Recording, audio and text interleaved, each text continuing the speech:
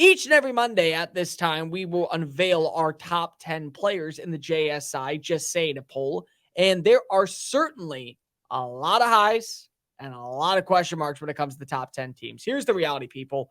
When I culminated this list this past week, I didn't know this was the right top 10 because of after what we watched in week 3, the quote unquote boring week in college football, no great games on television. There was a lot of controversy putting together this list. So my list is not entirely right. I am very questioning my decision making, but let's just go ahead and unveil our top 10 teams in college football. Michael, go ahead and start that music.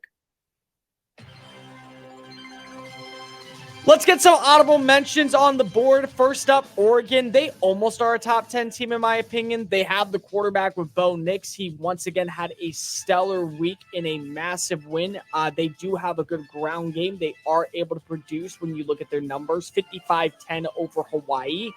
But I got to see what they're going to do when it comes to conference play. I like the offense. I think the defense is fine. They can run the football.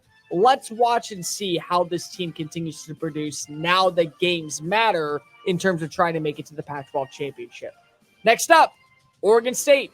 They have a good defense. They do. They dismantled Northern Colorado, but you kind of expected that. DJ Uyunglele did not have the best performance, but it was serviceable enough for you to be able to say, yeah, you like this team. They feel good on paper, so buy a little bit of stock in them. And I think that their defense is going to be fine to where they'll win compelling matchups close, even if they don't end up winning the Pac-12 title. Next up, Utah. Yet another week and yet another good game. Not an elite game by any standard, but a good game by most standards. You need to be able to get back at the Cam Rising if you are trying to prove that you can hang around in the Pac-12, but you have the right coach in Kyle Whittingham. You have the right defensive performance, and you're going to win close matchups. That's for damn sure. Next up, Oklahoma. Oklahoma rebounded. They had a bad first year. Guess what? Doesn't really matter because it's all about how you build. And they have that. Got a massive 66-17 win over Tulsa. Dylan Gabriel had 5 touchdowns on the day, over 400 passing yards. I like this Oklahoma team. They definitely are trending upwards, not downwards. And last but not least, I'll give it to Ole Miss. Ole Miss did get another win. They are 3-0. There's a lot to like about this team. I think that they have the quarterback, and even though their rushing attack has been obsolete, I still trust them when you have a Quinshon Judkins in the backfield. Number 10, Ohio State. I'll give credit where credit's due. I have been very positive about Ohio State's future, and I have also been very questionable about where they stand among contenders in the Big Ten.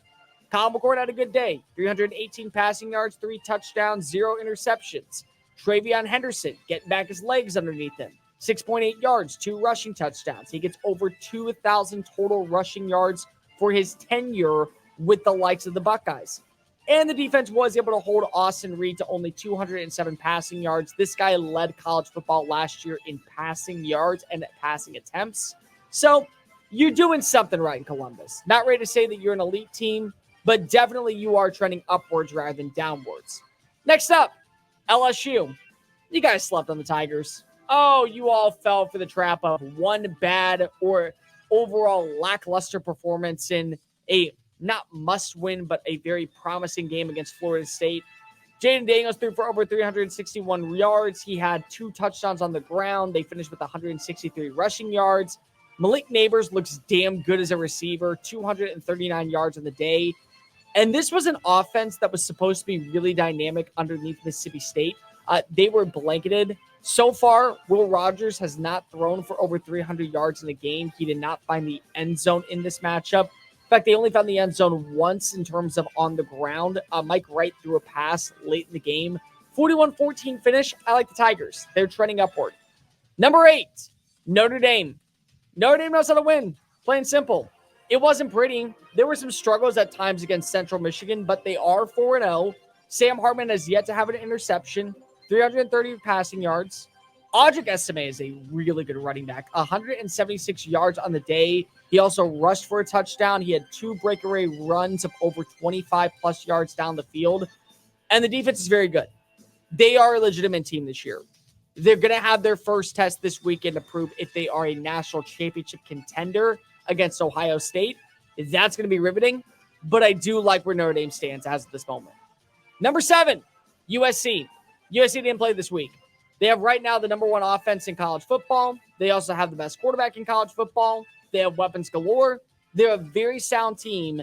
Let's see what they look like now against a legitimate Power 5 Pac-12 team defensively. They can hold their own. I'll move them up the ladder. Next up, number 6, Penn State. Penn State struggled. There's no way to put it. Very sound defensive performance from Illinois, but a very sound defensive performance from Penn State. 4 takeaways, all coming on interceptions to Luke Altmaier. They only held the team to 300 passing yards, 1 touchdown through the air. They can run the football. Katron Allen, Nick Singleton, they average 4.1 yards per play. I like this Penn State team. I think they are a little bit above probably in Ohio State.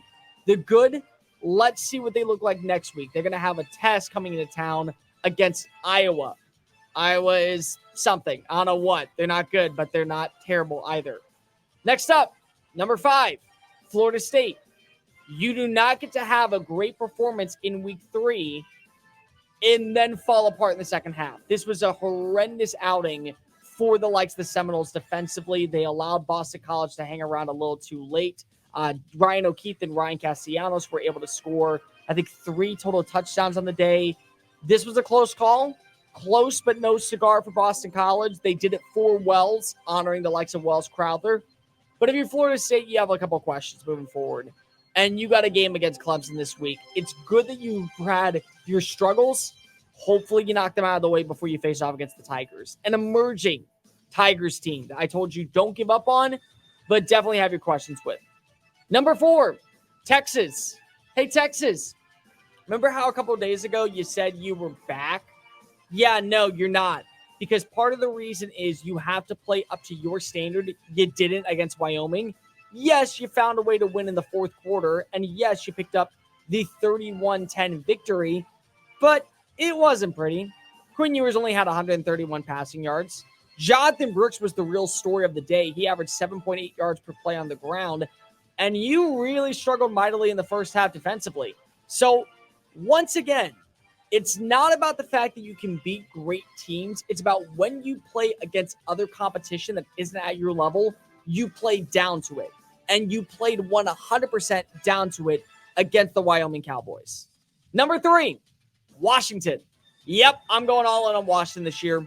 Not only is Michael Penix Jr. leading college football in passing yards, he has 13 touchdowns against 1 interception, 4 scores on the day, 473 passing yards against Michigan State, who entered this game as a top 5 secondary in college football.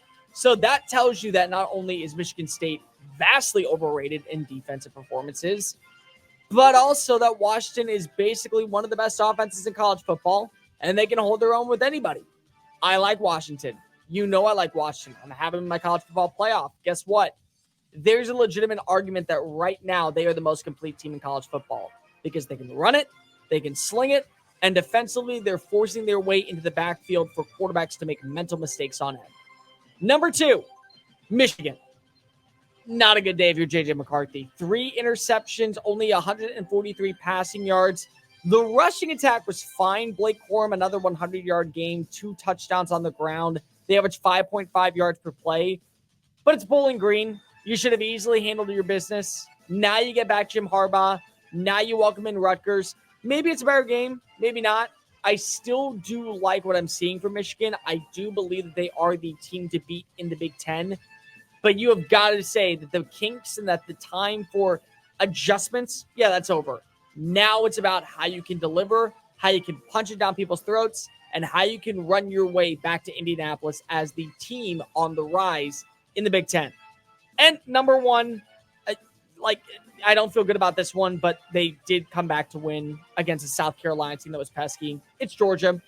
Carson Beck struggled again in the passing attack, but they did run the football extremely well. They averaged 4.3 yards per play. They also scored 3 rushing touchdowns, and the tackling was fine in the second half compared to the first half. Georgia worries me. It doesn't feel like that they are an elite team in college football, but they are a team that was able to handle business against a divisional rival, and they start off the year 3-0. Non-attorney Hey guys, pays thank you so much for watching that video. Don't hit the X button yet. Make sure you hit subscribe to keep up with all of our daily content found on Just Saying It and anything else that we post on this channel. Bye.